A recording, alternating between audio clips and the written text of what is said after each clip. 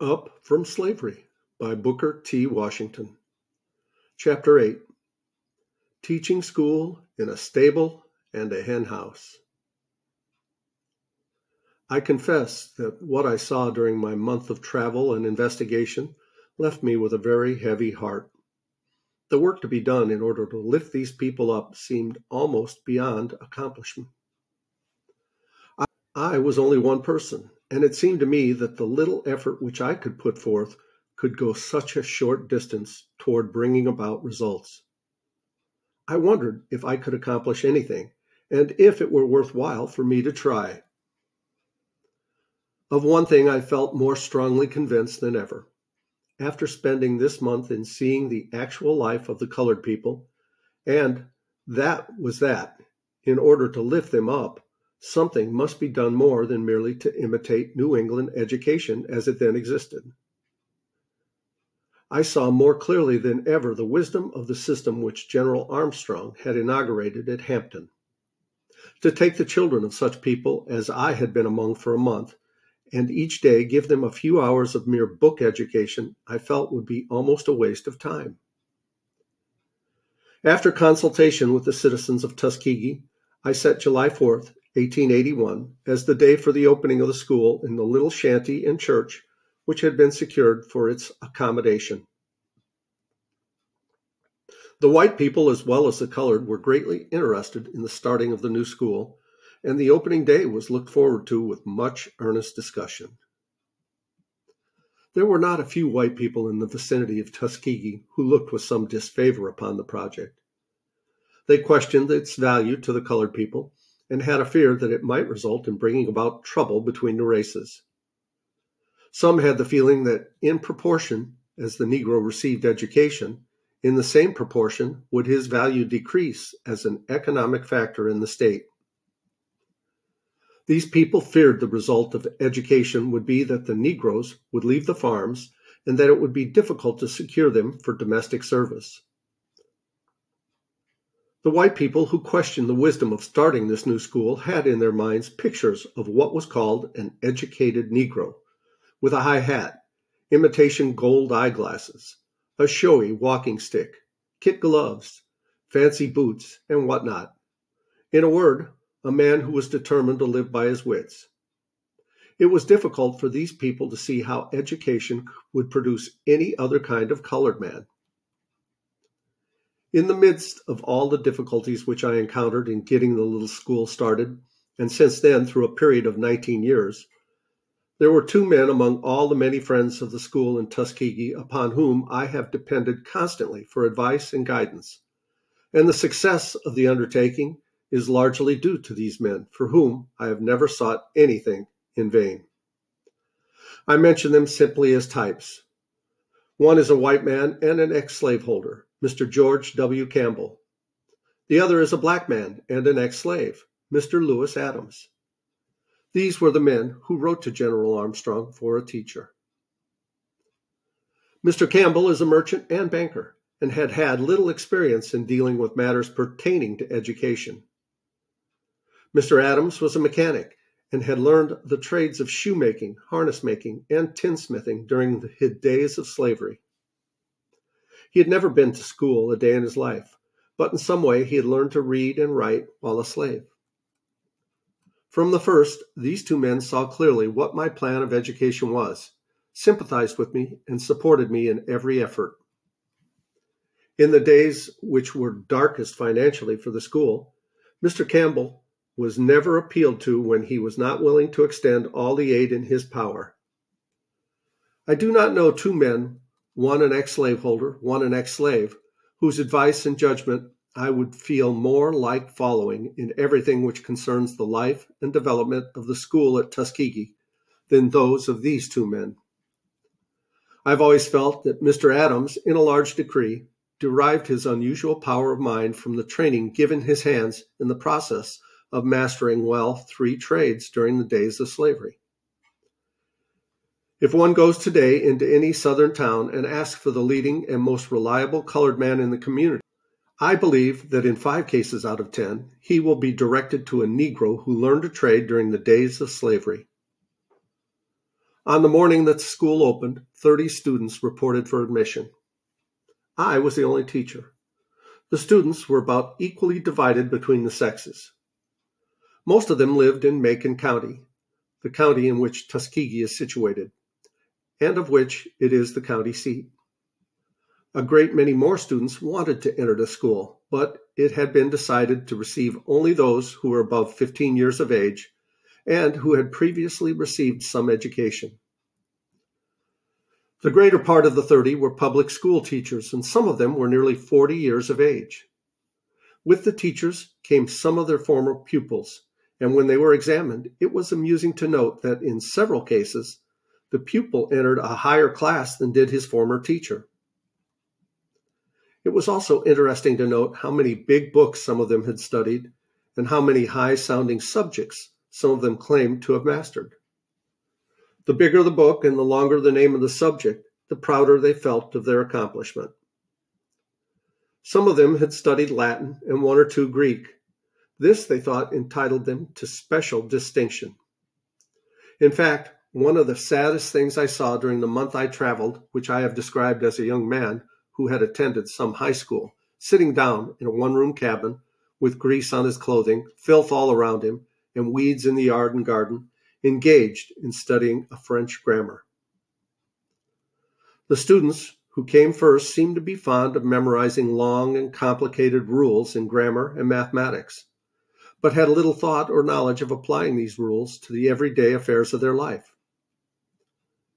One subject which they liked to talk about and tell me that they had mastered in arithmetic was banking and discount.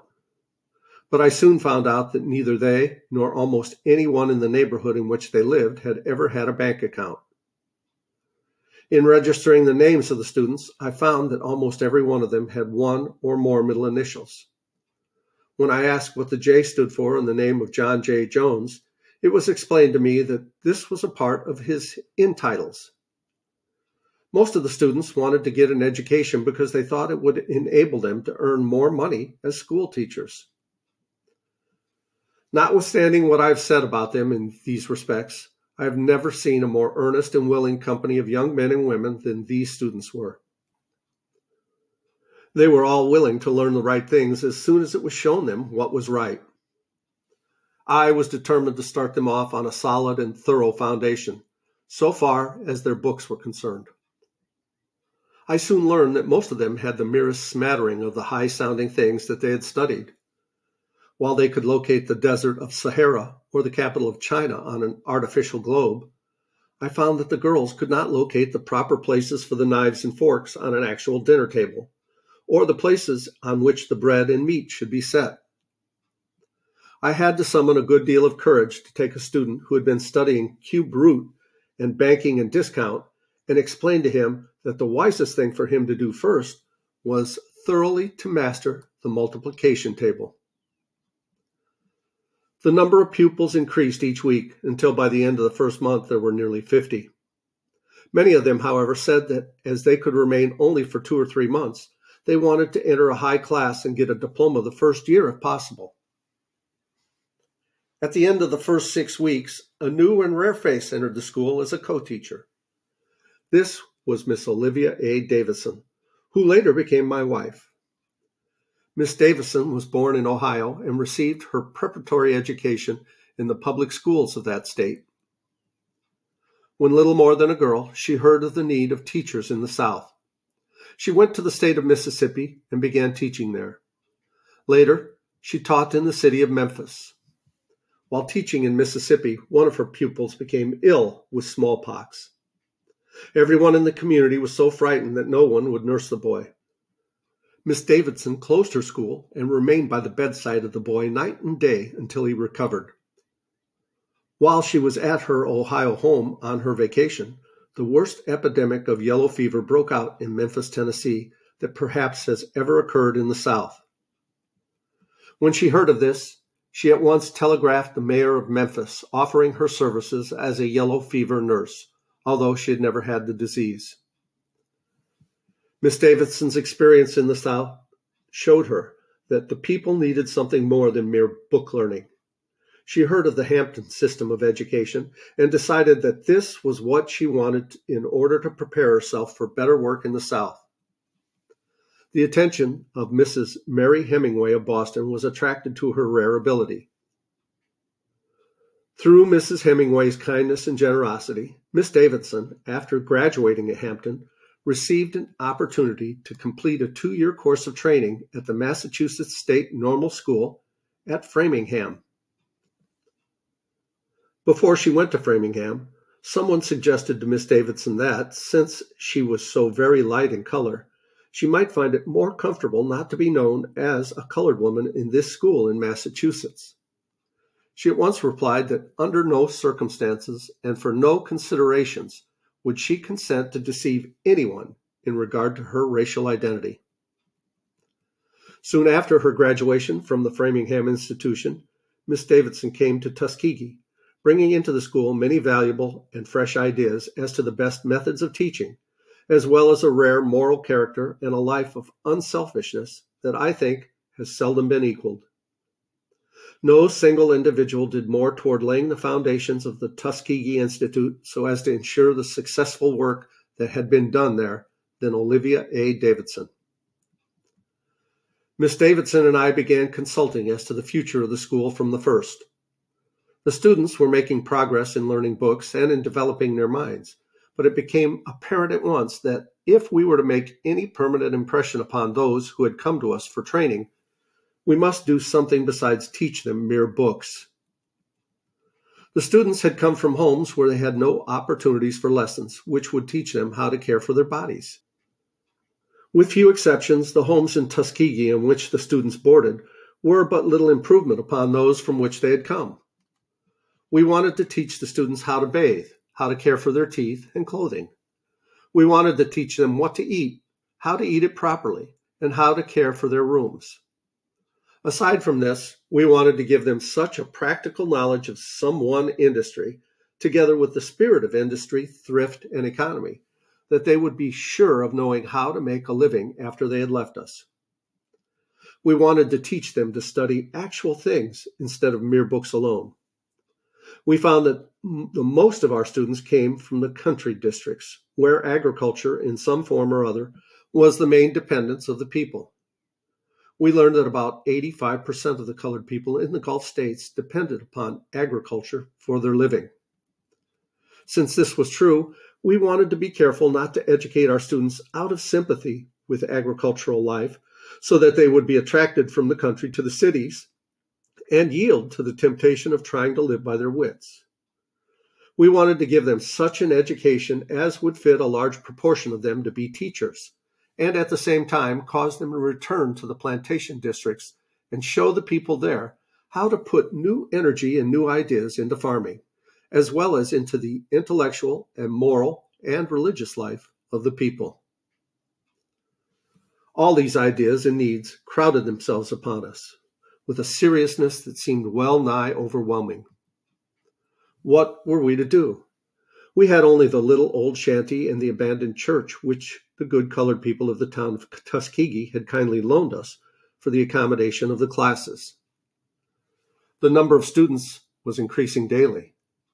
The more we saw of them and the more we traveled through the country districts, the more we saw that our efforts were reaching not only a partial degree the actual needs of the people whom we wanted to lift up through the medium of the students whom we should educate and send out as leaders.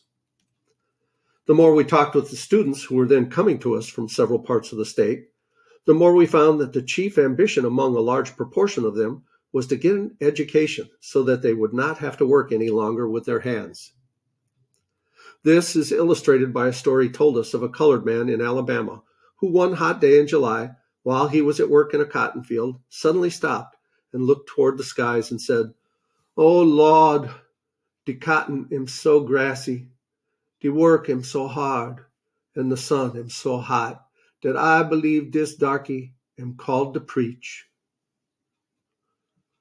About 3 months after the opening of the school, and at the time when we were in the greatest anxiety about our work, there came into the market for sale an old abandoned plantation which was situated about a mile from the town of Tuskegee.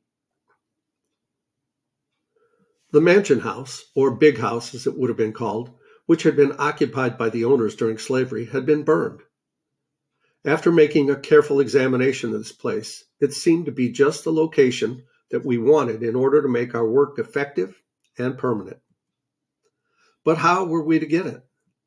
The price asked for it was very little, only $500, but we had no money, and we were strangers in the town and had no credit. The owner of the land agreed to let us occupy the place if we could make a payment of $250 down, with the understanding that the remaining $250 must be paid within a year. Although $500 was cheap for the land, it was a large sum when one did not have any part of it. In the midst of the difficulty, I summoned a great deal of courage and wrote my friend General J.F.B. Marshall, the treasurer of the Hampton Institute, putting the situation before him and beseeching him to lend me the $250 on my own personal responsibility.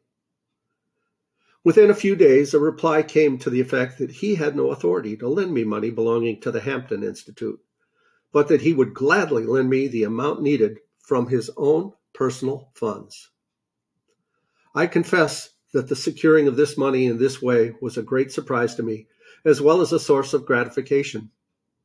Up to that time, I never had had in my possession so much money as $100 at a time, and the loan which I had asked General Marshall for seemed a tremendously large sum to me.